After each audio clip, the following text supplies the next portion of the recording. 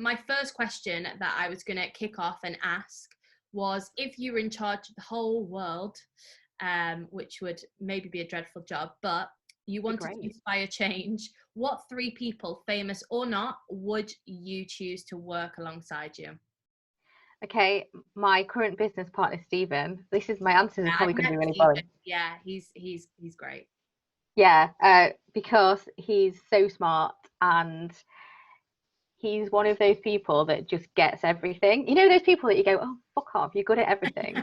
Yes. Like, do you know what I mean? Like, they're amazing techie, they're amazing with business stuff, and then like you accidentally notice that, oh, they're a fantastic salsa dancer, and you're like, like, I don't know if you can salsa dance, but I wouldn't be surprised. I have to get him on and like get him to do his thing. So yeah, I would definitely pick Stephen. And then the other 2 to inspire change. Probably I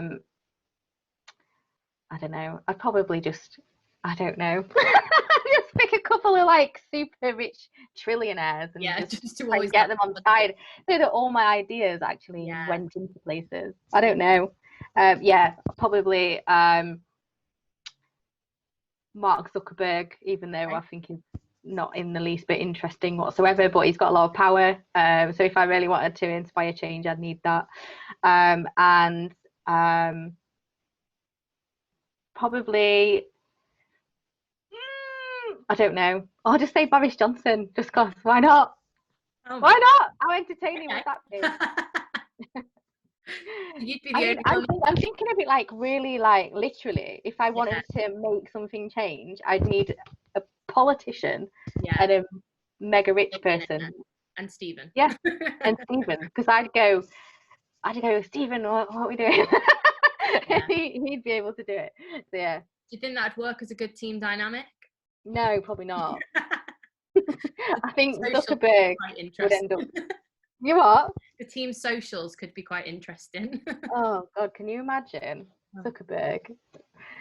Yeah, he wouldn't. I'd have to get his alcohol for him in the bar because he wouldn't get served. He's got a baby face. Boris Johnson probably. I don't know. He'd probably get on with Stephen pretty well. No idea. No idea. I took it a bit literally. I'm sorry. Yeah, that's a good team. No, it's definitely true what you say. You need the money, the politician, and always Stephen.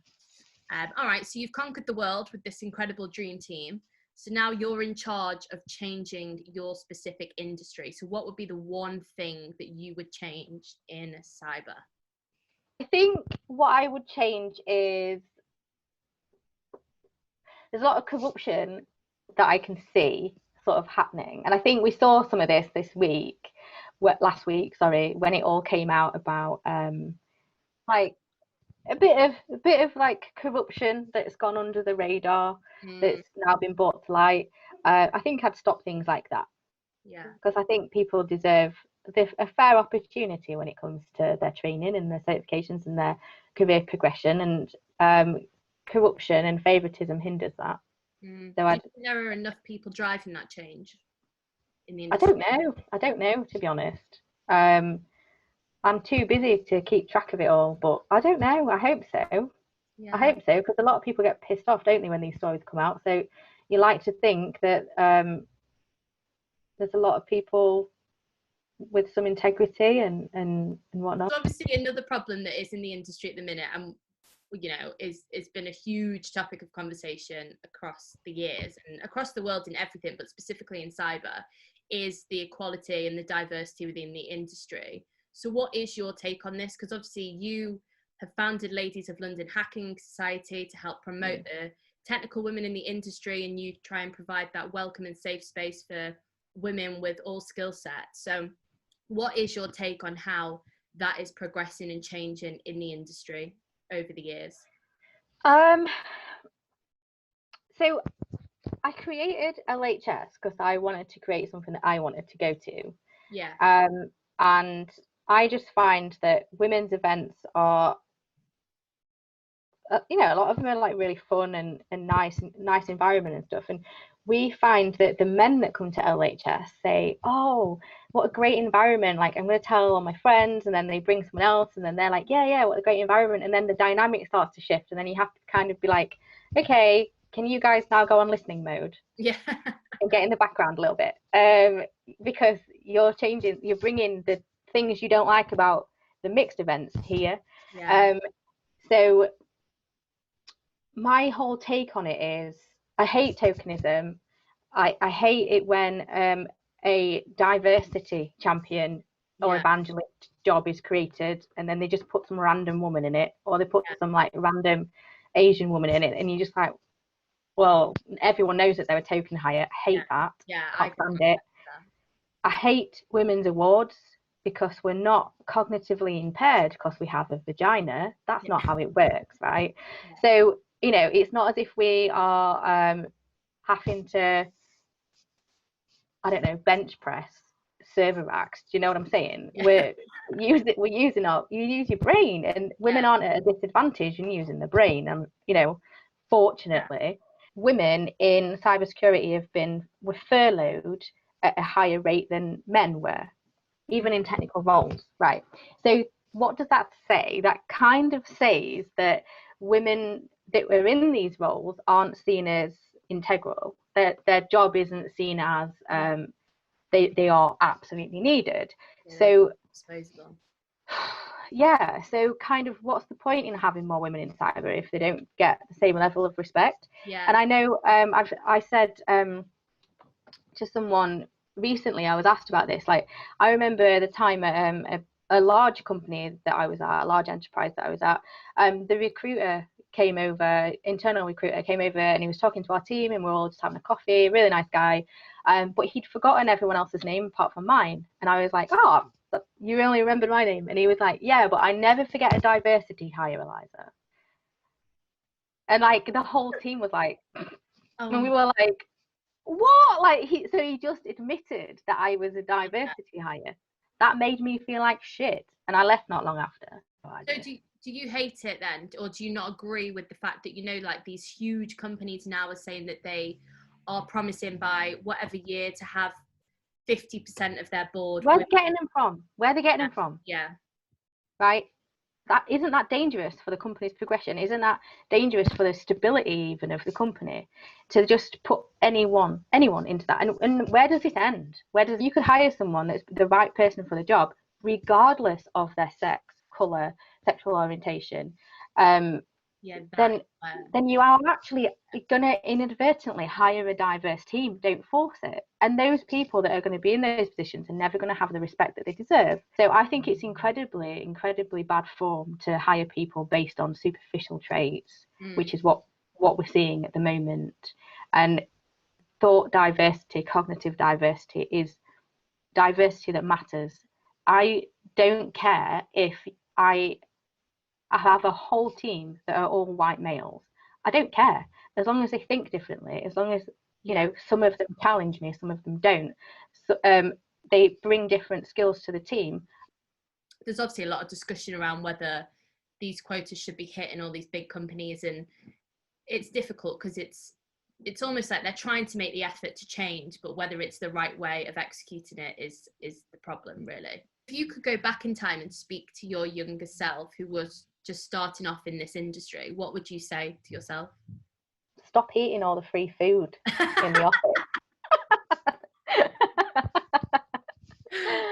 Oh, don't know. Do you think you'd still down this path knowing what you do know now and knowing what you've experienced and the challenges that you faced? Yeah.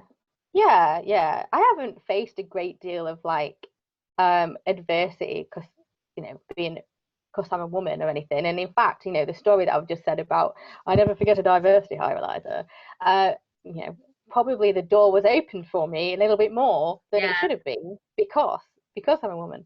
But you know that then gave me an imposter syndrome type thing, because I thought I shouldn't be here. Like, how many people applied for this job and I'm the diversity hire?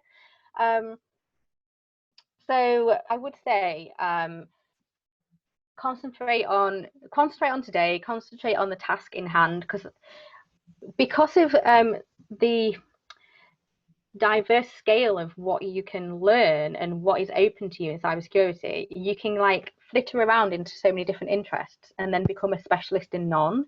Yeah. So I would sort of warn myself not to do that. But Okay. no, I wouldn't. There's not much that I'd do differently, to be completely honest. I think I've done all right so far. In terms of like, if I look back at what I didn't know and what I know now about the industry, if I'd have known too much, I'd have been scared off it. Yeah, really. Because it's so big. Yeah, there's so few people and then such a big scale on what you need to know.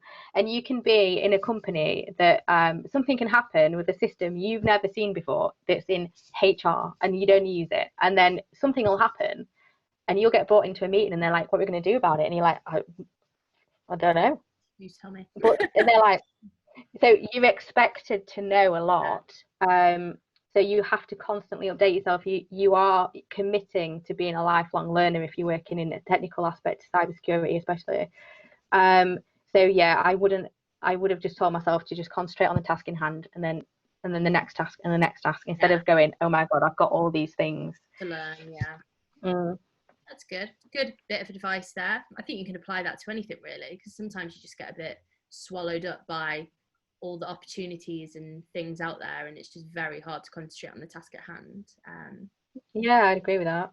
Would you say there is a moment in your career that, or like a defining moment where you thought, yeah, this is the moment that you've worked towards for this time, or this is the moment of change, or the moment where everything like feels worth it and you feel like settled and comfortable in the industry? Probably when we got our first client in the business. That was like, oh, okay, we are doing this right, we're doing it okay. So that was really validating. Yeah. And also when I found out that a really large SIEM provider was terrified of us and banned members of their staff from retweeting anything, not retweeting, sharing on LinkedIn anything that we shared. So that really told me that we were shaking up the market, and I was like, yeah, so that was really validating as well. Yeah, that's it. So I've spoke at different things. I've traveled to different countries, done training and all sorts of really cool, interesting things. But those two things are the most defining. I think once you've done a few stage talks, you kind of think, oh, this is another one of those things that I shit myself over for like half an hour before, and then when I get on stage it's fine. So. And is there, what else do you want to have those moments over? Is there something that you're like working towards now to have another one of those moments, or? Yeah, you know, I want PocketSIEM to be so eye-rolling, juicingly ordinary, where it is in every SME that you can think of, because they're like, well, you know what, that's what we can afford, it works, it does a good job. Yeah, so I would just want to be like, yes, that'll, once we become like this common sort of like the pound shop of cyber, I'll be really happy.